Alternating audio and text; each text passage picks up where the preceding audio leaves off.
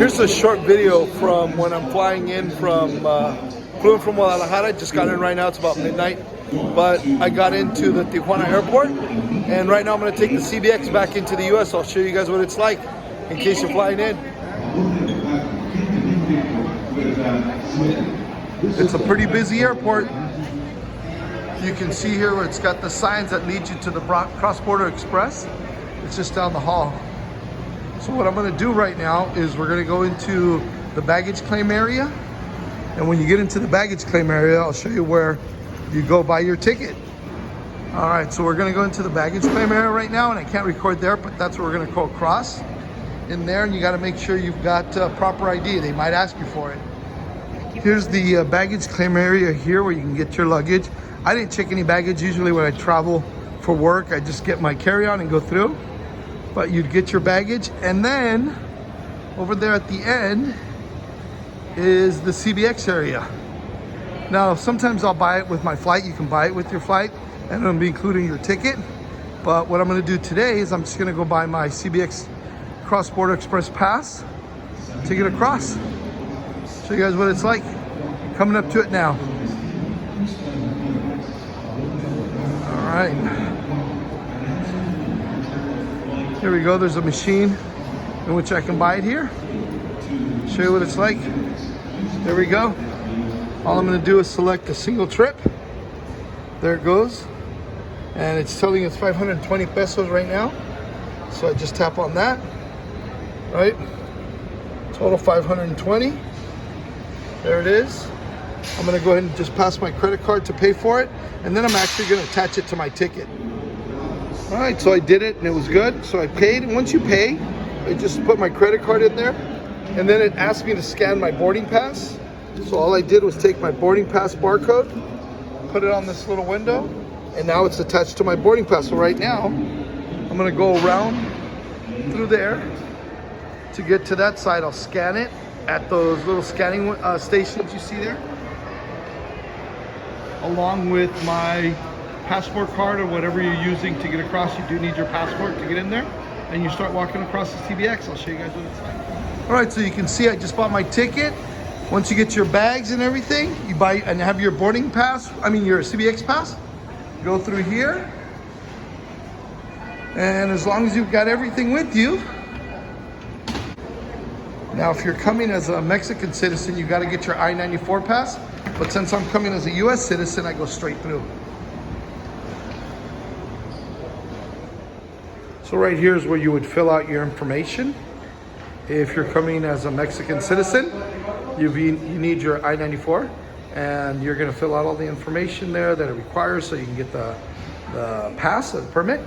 And then you take your CBX.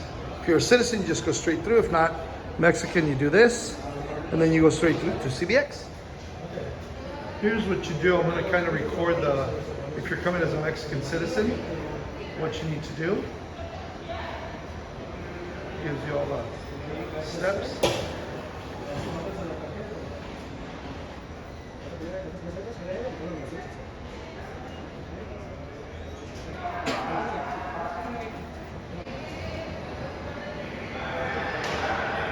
Looks like there's a $6 charge.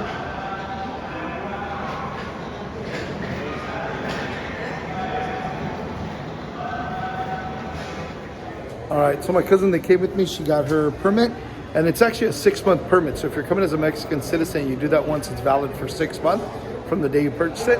So now we're just waiting to get through. And you get through and scan through. I linked it to my ticket.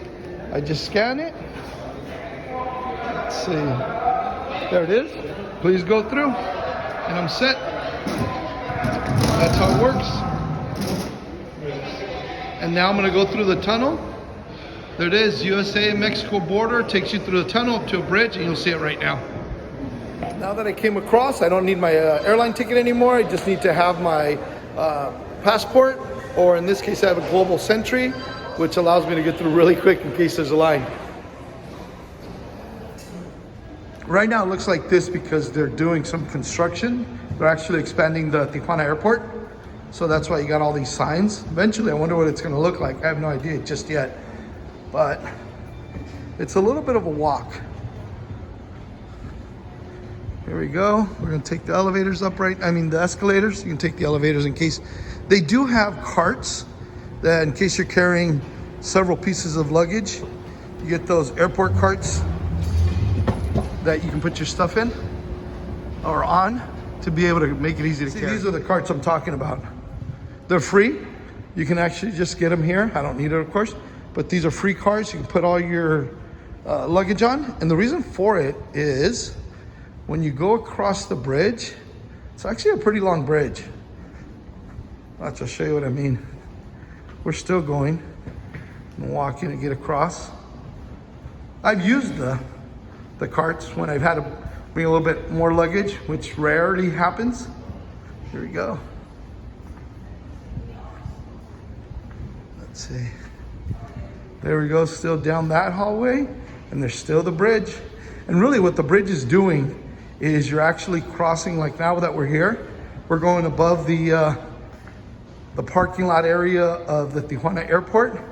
And then we're literally physically crossing the border fence just across the bridge over the top. Watch, I'll show you what I mean right now. Here's the Tijuana Airport. See, that's where the cars are coming through, and the airport's here on the right-hand side. There's the parking structure. And here we go. We're coming up to the big, long tunnel bridge.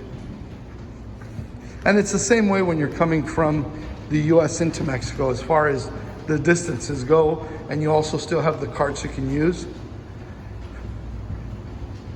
You saw back there, you were filling out your I-94. Sometimes people get through and they forget to fill it out, and you can still do it here as well, but it's always better to do it at that first stop. Here we go. And it's letting you know, get ready for customs and immigration. Here we go, there we go. Now we're at the bridge. There's a lot of carts. I've actually been here where the line to get into the US does back all the way up to this bridge, up to these points. It's a very long, it's like on those long travel holiday weekends.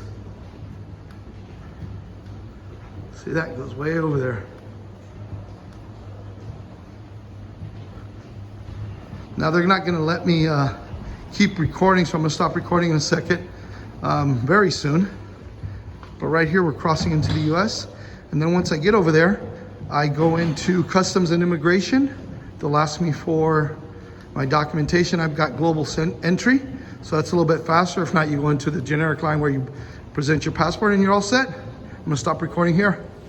All right, so I just went through the customs revision, do my global entry. Comes across real quick, and now we're headed back into the US. I'll show you guys what it's like. Here we go. Now we're on the other side of CBX. And as you can see, it's like a little terminal. They actually have a Wetzel's Pretzels. They got a Starbucks here. It's closed because of the time that it is. I'm gonna have to come back and pay my parking ticket right now, because my car's in the lot. But they do have parking here. Here we go.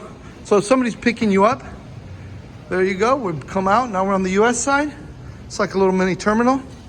And people pick you up here. Usually if I'm meeting family or friends that are coming in and I tell them just take the CBX, I pick them up out front.